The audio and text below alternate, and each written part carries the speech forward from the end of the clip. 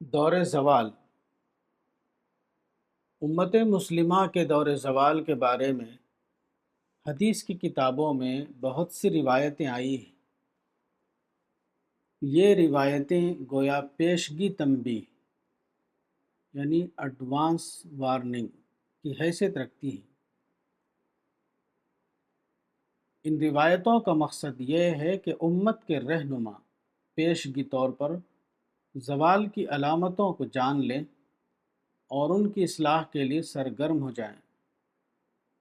اگرچہ اس معاملے میں امت مسلمہ کا حال بھی عملاً وہی ہوا جو پچھلی امتوں کا ہوا تھا، یعنی پیشگی تنبیہات کے باوجود اصلاح حال میں ناکامی۔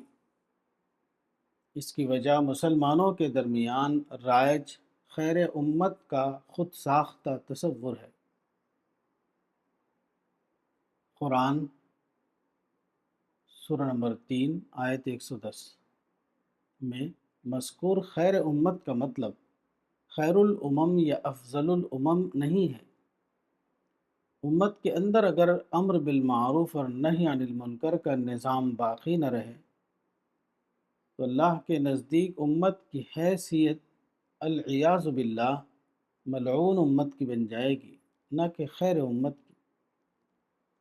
یہ انتباہ خود قرآن اور حدیث میں واضح طور پر دیا گیا ہے۔